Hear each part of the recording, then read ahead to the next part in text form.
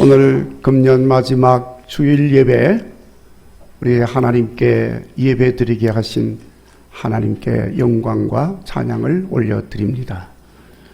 이 시간 예배 드리는 여러분 가운데도 에베네셀 하나님의 크신 은혜와 축복이 있기를 간절히 바랍니다.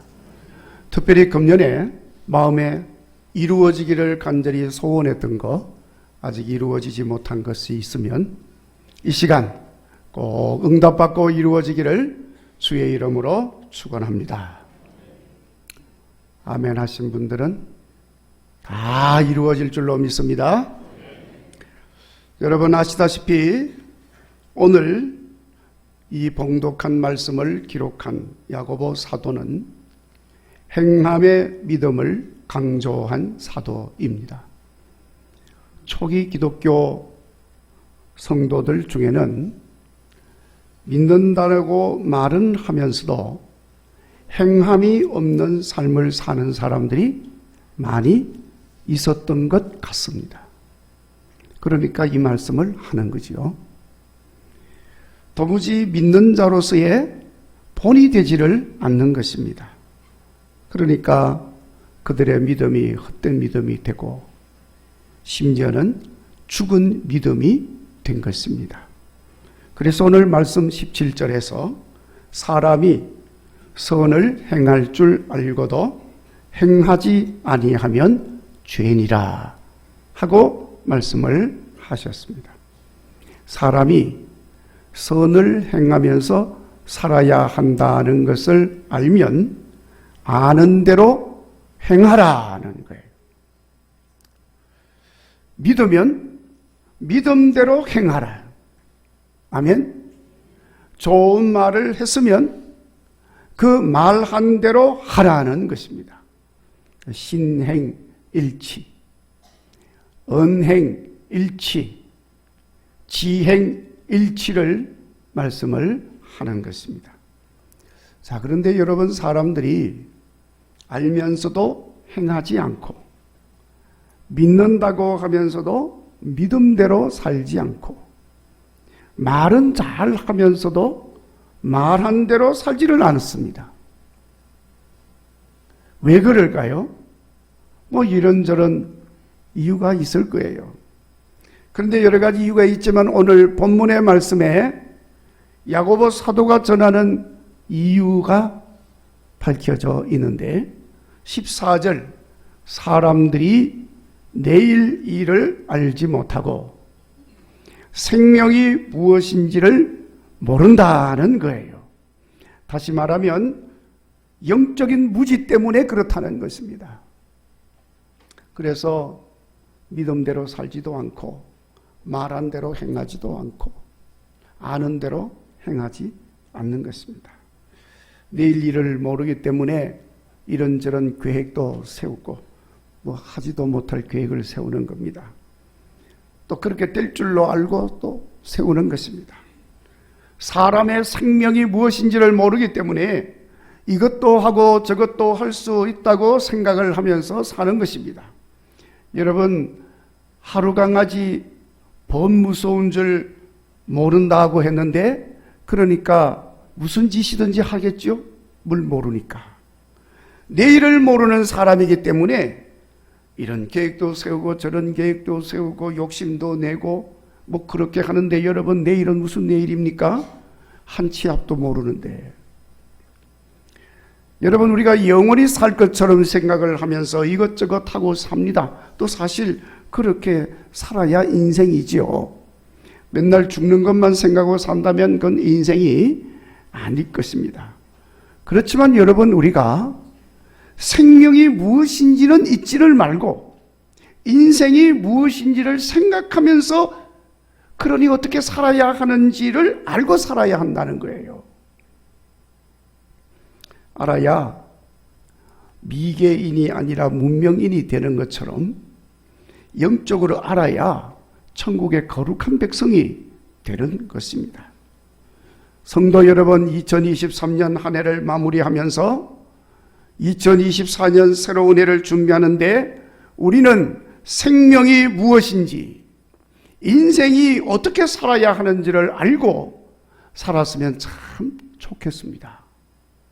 그리고 그것을 알았으면 아는 그대로 행동으로 옮겨서 실천하는 지혜가 있어지기를 간절히 바랍니다. 여러분이 생명이 무엇이냐 하고 물었으니까 여러분 생명이 무엇입니까? 야고보 사도가 오늘 말씀의 14절에 이렇게 말을 합니다. 너희 생명이 무엇이냐? 너희는 잠깐 보이다가 없어지는 뭐라고 그랬습니까? 안개니라 하고 말씀을 했어요. 안개라고 하는 것은 해가 뜨면 사라지는 거예요. 그러니까 잠깐 보여지다가 흔적도 없이 사라지는 것입니다. 인간의 생명이란 그와 같은 것이라는 거죠. 영원하지 못한 것이고 아무것도 아닌 것이 생명이라는 것입니다. 야고보 사도도 이런 말을 했습니다마는 여러분 성경을 보면은 많은 사람들을 통해 하나님께서 인생이 무엇인지 생명이 무엇인지를 여러 모양으로 말씀을 하셨습니다. 특별히 많은 고난을 겪고 시련을 겪었던 욥을 통해서 여러 가지 내용을 말합니다. 인생은 바람이다. 바람과 같다.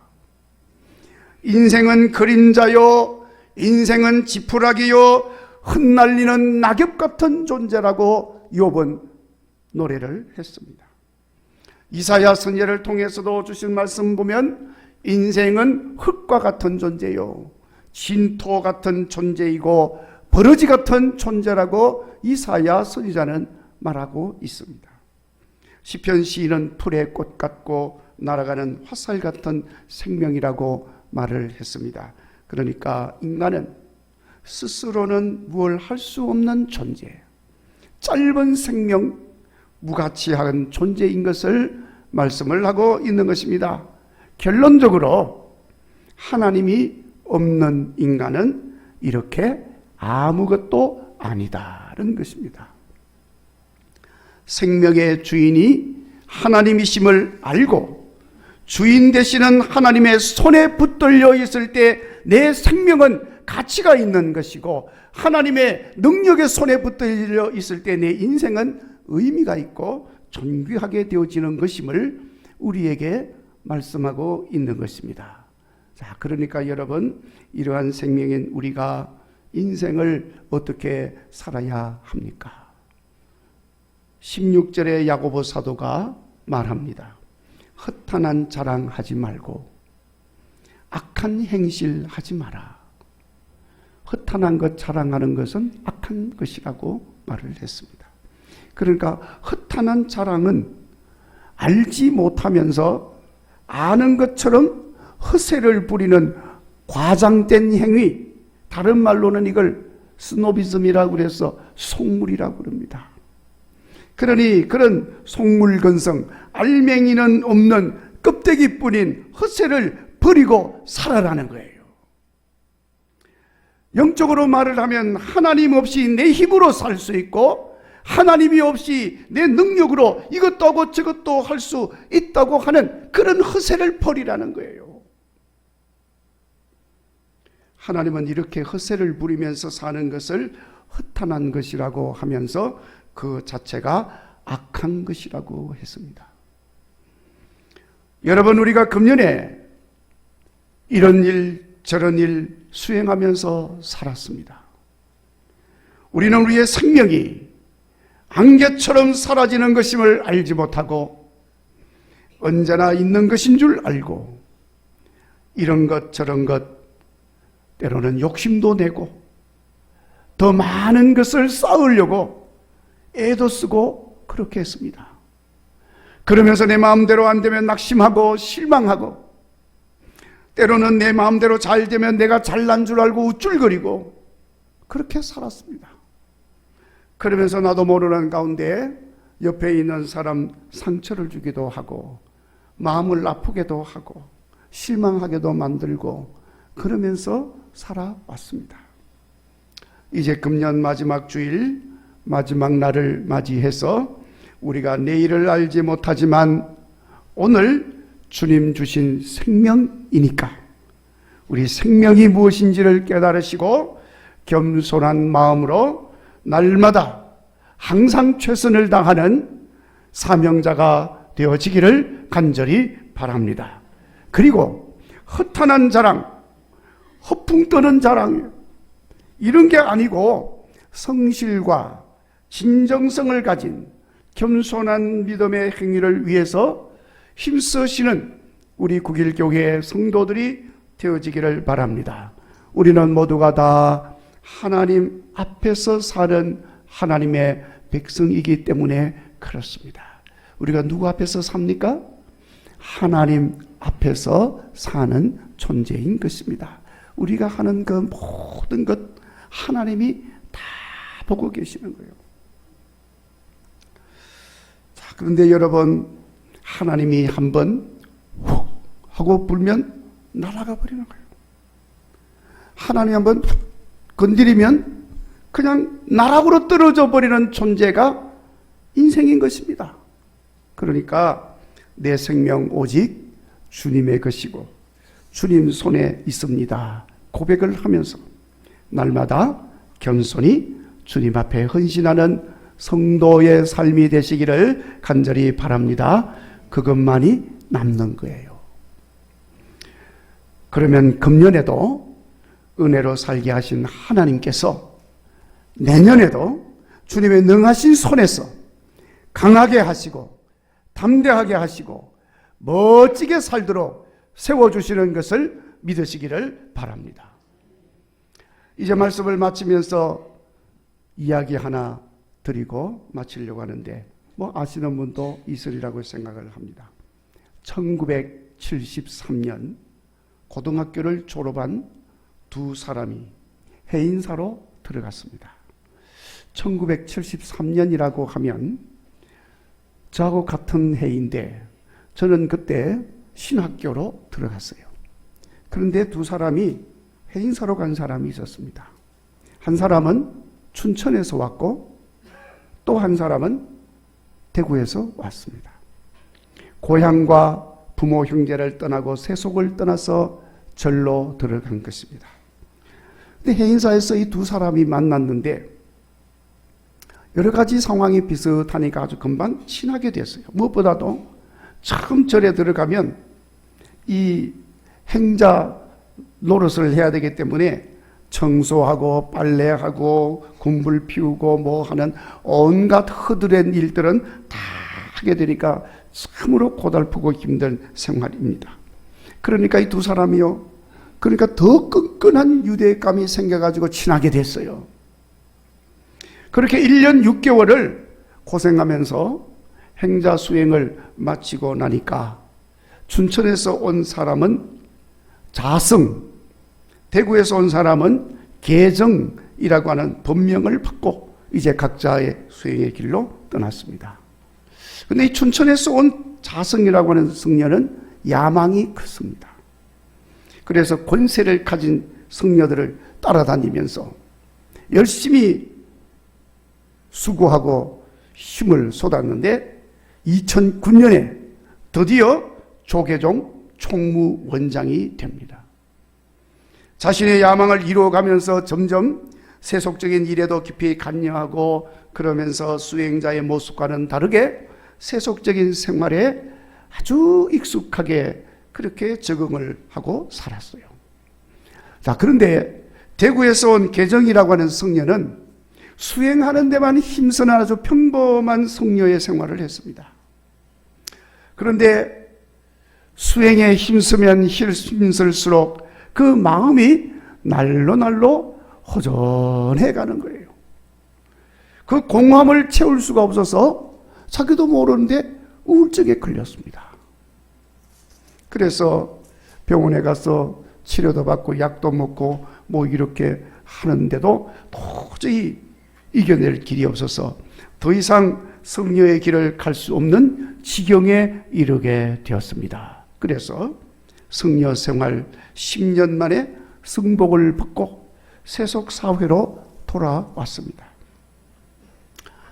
아버지 의사인데 의사의 아버지인 그 아버지가 불교에 아주 깊이 심취해 있어서 그 아들을 절로 보낸 거예요. 승려가 되게 만들려고. 그런데 적응을 못하고 돌아오니 그래도 이제는 돈벌이라도 하고 살아야 되지 않겠습니까? 그래서 이런 일 저런 일을 하게 되는데 의사인 아버지 주선으로 결혼도 그 사이에 하게 되고 모델 활동도 하고 뭐 이런 일 저런 일을 합니다. 그런데 역시 그 마음에 임하였던 허전한 마음을 어떻게 해결할 길이 없습니다. 뭐 그러면 또 저 부처 앞에 가서 빌기도 하고 그랬는데 도무지 해결할 길이 없어서 드디어 이 사람이 마음의 결심을 했습니다. 무슨 결심을 했을까요? 죽어버리자 결심을 했어요. 여러분, 하나님이 그 마음에 없는 사람은 그 결론이 그거예요. 결론이. 그렇게 죽어버리기로 결심을 한 이 사람이 마지막으로 그래도 아내의 목소리를 한번 듣고 죽어야 되겠다 해서 아내한테 전화를 했습니다. 전화를 하다 보니까 불현듯 한번 보고는 죽어야 되겠다. 이렇게 해서 내가 집으로 가겠다 하고 이야기를 하고 집으로 갑니다. 자, 그런데 그 집에서는 그 아내가 예수님을 영접하고 믿고 있었습니다. 남편을 전도하려고 그렇게 기도를 하고 애를 쓰는데 도무지 전도가 안 됐어요. 그래서 돌아온다고 그러니까 얼른 자기보다 좀 믿음이 좋으신 분을 초청을 했어. 그래서 집에서 기다리고 있다가 돌아온 그 남편에게 복음을 전하게 됩니다. 그런데 여러분, 놀라운 일이 일어났어요.